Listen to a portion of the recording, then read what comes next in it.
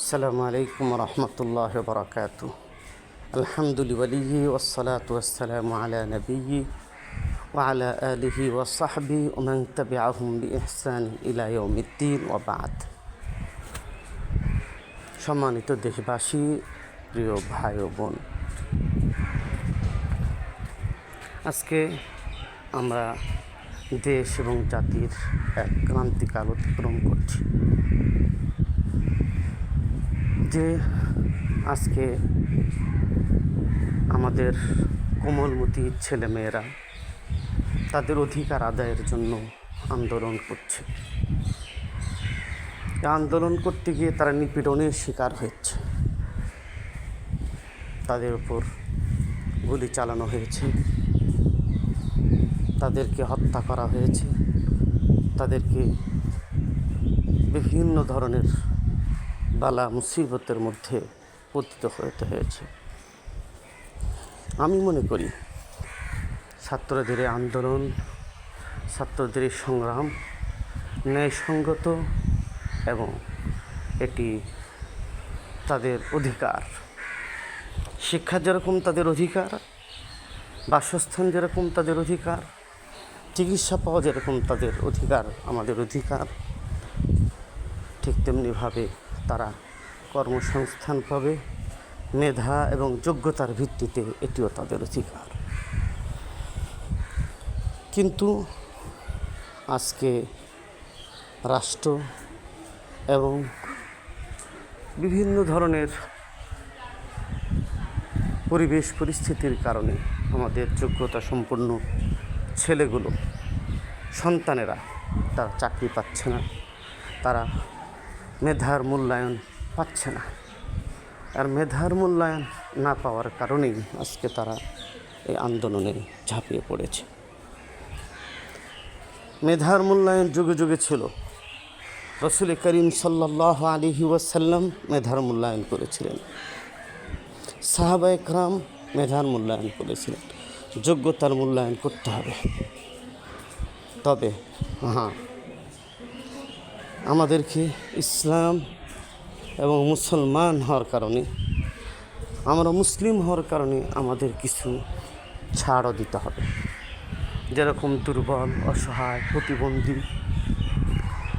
অনগ্রসর লোক, এদের ব্যাপারে যারা কাজকর্ম করে খেতে পারে না, লেখাপড়া করছে, এদের ব্যাপারে কিছু ছাড় দেওয়া যেতে পারে।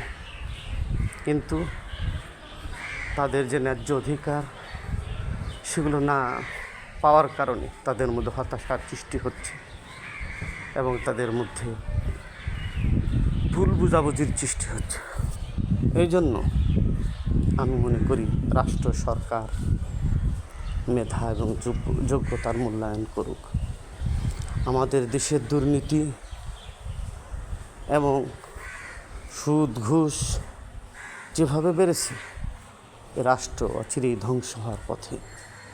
এ ধ্বংস থেকে জাতিকে যদি বাঁচাতে হয়, এ ধ্বংস থেকে যদি মানুষকে বাঁচাতে হয়, তাহলে সৎ, যোগ্য নেতৃত্ব এবং মেধা সম্পন্ন ক্যাডারকে যদি দায়িত্ব না দেওয়া হয়, তাহলে এই দেশ রসাতলে যাবে। রসুল করিম সাল্লাল্লাহু আলাইহি ওয়াসাল্লাম তার যুগে মেধার মূল্যায়ন করেছিলেন। বদরের যুদ্ধে যে সমস্ত কাফেররা গ্রেফতার হয়ে এসেছিল, তাদের মধ্যে অনেকে শিক্ষিত ছিল। রসুল তাদের জন্য শর্ত দিয়েছিলেন যে তোমরা মুক্তিপণ দিয়ে তোমরা মুক্তি নিতে পারবে। কিন্তু যারা মুক্তিপণ দিতে পারবে না, তাদেরকে রসুল করিম সাল্লাল্লাহু আলাইহি ওয়াসাল্লাম বলেছিলেন যে তোমরা আমাদের সন্তানদেরকে পড়াবে, আমাদের সন্তানদেরকে হাতে কলমে লেখাপড়া শেখাবে এবং একটা নির্দিষ্ট সময় পর্যন্ত শেখানোর পরে তোমাদেরকে মুক্তি দেওয়া হবে। এইভাবে করে রসুল শিক্ষিত, যোগ্য, মেধাবীদেরকে মূল্যায়ন করলেন। হযরত খলিফা ওমর ইবনুল খাত্তাব রাদিয়াল্লাহু তাআলা আনহু তিনিও মেধা এবং যোগ্যতার মূল্যায়ন করেছিলেন। হযরত ওমর ফারুক রাদিয়াল্লাহু তাআলা আনহু তার একটা বিশাল মজলিসের সুরা ছিল, যাদের সাথে পরামর্শ করে তিনি রাষ্ট্র পরিচালনা করতেন। কিন্তু এই সমস্ত মুরব্বী সাহাবায়ে কেরামদেরকে তিনি সাথে রাখতেন, সাথে একজন ছোট, যার বয়স কম, হযরত আব্দুল্লাহ ইবনে আব্বাস রাদিয়াল্লাহু তাআলা আনহুমাকেও সাথে রাখতেন। অন্য সাহাবায়ে কেরাম মুরব্বী সাহাবীরা বলতো যে আমাদের মতো বিজ্ঞ এবং মুরব্বী সাহাবায়ে কেরাম থাকা সত্ত্বেও খলিফা উমর ইবনুল খাত্তাব রাদিয়াল্লাহু তাআলা কেন এই ছোট পিচ্ছি ছেলেকে তার সাথে রাখেন? হযরত উমর রাদিয়াল্লাহু তাআলা তোমরা বিষয়টা বুঝতে পারলেন। একবার তাদেরকে নিয়ে বসলেন, বিভিন্ন পরামর্শের পরে জিজ্ঞেস করলেন যে বলো তো, সূরা নাসর যেটা আছে, এই সূরা নাসরের মধ্যে আল্লাহ তাআলা কি বলতে চেয়েছেন? ইযা জাআ নাসরুল্লাহ ওয়াল ফাth আরাআইতান নাসা ইয়াদখুলুনা ফি দীনিল্লাহি আফওয়াজা।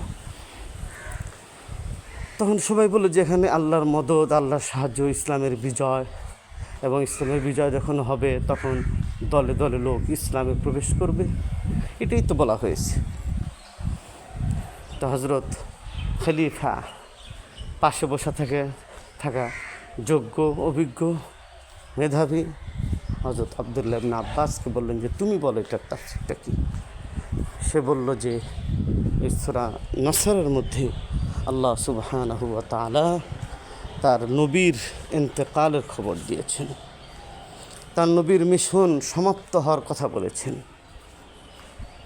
কিভাবে যে আল্লাহর নবীর যে মিশন শেষ হয়ে গেছে, আল্লাহর সাহায্য আসছে, মদদ আসছে, ইসলামের বিজয়, সারা দুনিয়া ইসলাম ছড়িয়ে পড়েছে। ওই সময় ইসলামের বিজয় দেখে, ইসলামের এই সৌন্দর্য দেখে হাজার হাজার মানুষ ইসলামের মধ্যে প্রবেশ করবে। ওই অবস্থা আল্লাহ তাআলা বলেছেন নবীকে আল্লাহর দিকে রুজু হওয়ার জন্য। এই তাফসীর শোনার পরে তোমরা কে এটা বুঝেছ?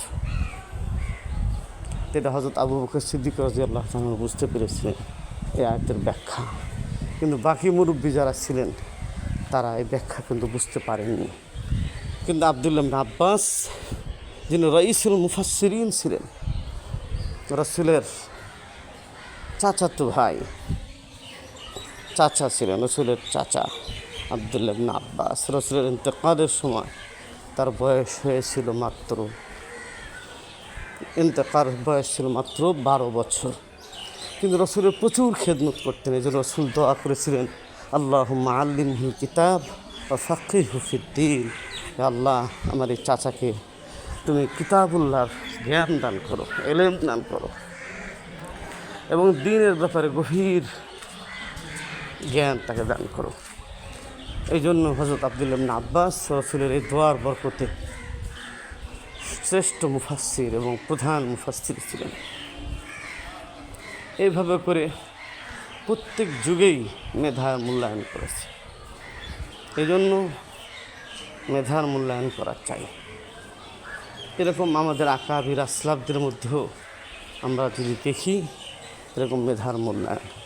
এই জন্য যার কেউ যদি বয়স কমও হয়, সে যদি আপনার একটা গরিব ঘরের সন্তানও হয়, তার যোগ্যতা থাকে, তার যোগ্যতার ভিত্তিতে তাকে চাকরি দিতে হবে, যোগ্যতার ভিত্তিতে তাকে প্রতিষ্ঠিত করতে হবে। কারণ যে দেশে যোগ্যতার মূল্যায়ন থাকবে না, সে দেশে ভালো লোক তৈরি হবে না। আজকে আমাদের দেশে পড়ালেখার যে পরিবেশ সৃষ্টি হয়েছে, পড়ালেখা ছাত্রদের থেকে উঠেই যাচ্ছে। একের পর এক ছুটি, একের পর এক মারামারি, সেশন জট ইত্যাদির কারণে আজকে লেখাপড়ার ভয়াবহ অবস্থা। বিশেষ করে আকাশ media, print media, electronics media, mobile, android set ইত্যাদিতে আমাদের সন্তানরা তারা এমনভাবে আসক্ত হয়ে পড়েছে যে আজকে তারা লেখাপড়ায় মনোযোগ দিতে পারছে না। তাই আমি প্রশাসনকে আহ্বান জানাবো, সর্বস্তরের তৌহিদি জনতাকে আমি আহ্বান করব যে আসুন আমরা মেধার মূল্যায়ন করি, যোগ্যতার মূল্যায়ন করি, এবং দেশকে এগিয়ে নিয়ে যাই, দেশকে সমৃদ্ধ করি। আর যুবকদেরকে বলবো, শুধু সরকারি চাকরির পিছনে না দৌড়ে তোমরা উদ্যোক্তা হও, ব্যবসা বাণিজ্য করো, কাজকর্ম করো, তাহলে ইনশাআল্লাহ তোমাদের মধ্যে যে হতাশা কাজ করছে সে হতাশা আর থাকবে না। তোমাদের বিজয় হবে, মুসলিমের বিজয় হোক, ইসলামের বিজয় হোক, তৌহিদি জনতার বিজয় হোক, এবং সঠিক ন্যায় এবং ইনসাফ, সত্য এবং ন্যায় প্রতিষ্ঠিত হোক, এই প্রত্যাশায় বিদায় নিচ্ছি। সবাই ভালো থাকবেন এবং সবাই দোয়া করবেন। আসসালামু আলাইকুম ওয়া রাহমাতুল্লাহ।